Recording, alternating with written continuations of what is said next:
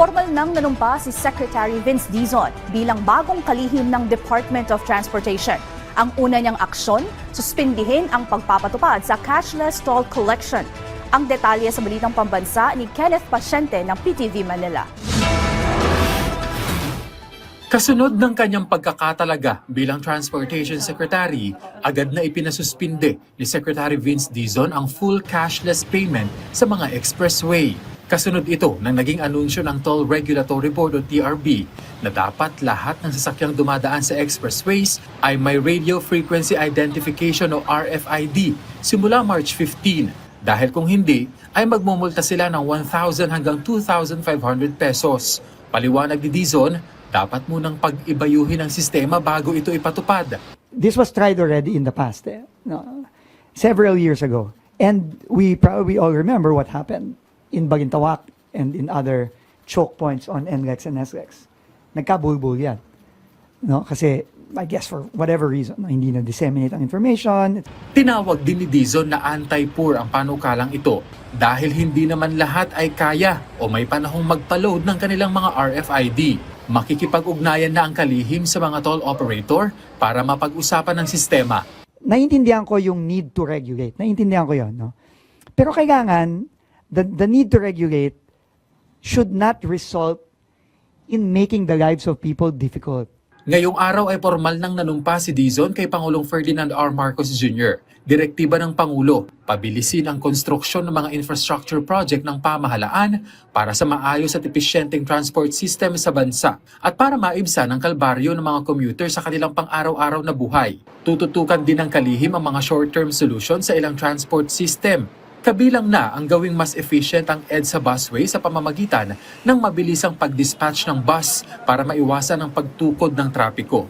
Dapat din anyang dagdagan ang mga bagon ng MRT, gayon din ang mga sidewalk para sa mga individual na hindi naman kailangang mag-commute papasok sa trabaho o eskwela. Tutugunan din daw ng kalihim ang ilang isyong kinaharap ng ilang big-ticket infrastructure projects, kabilang na ang right-of-way issues. Pero ang right-of-way, ang solusyon niyan hindi lang manggagaling sa Department of Transportation.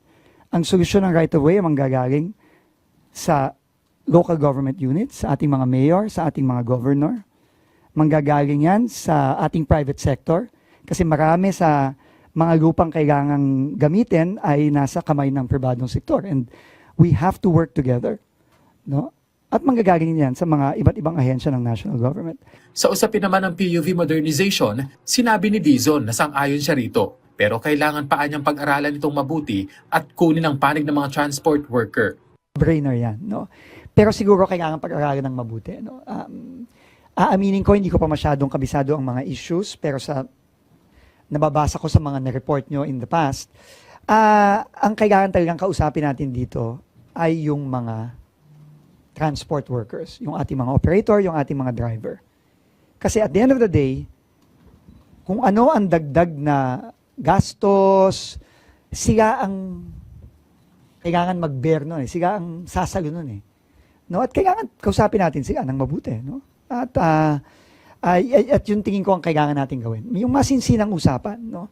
Tingin ko naman, naniniwala naman po ako na ang ating mga jeepney operators, jeepney drivers, hindi nila hahadlangan ang pag-unlad. Hindi nila hahadlangan ang modernisasyon.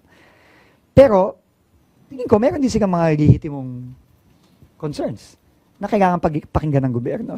Hihingin din daw ng kalihim sa LTO ang mas mabilis na proseso ng mga plaka. Dahil sa makabagong teknolohiya, wala na anya dapat dahilan para madelay ang pagre-release ng mga ito. Asahan na rin anya ang pagpasok ng mga bagong opisyal ng DOTR dahil giit ng kalihim, walang oras ang dapat masayang. Kaya mas mainam na ang mga magiging opisyal ng DOTR ay alam na ang sistema para mas maging mabilis ang trabaho ng ahensya. Gayunman, may mga incumbent na DOTR official naman daw ang mananatili sa loob ng ahensya. Mula PTV Manila, Kenneth Pasyente, Balitang Pambansa.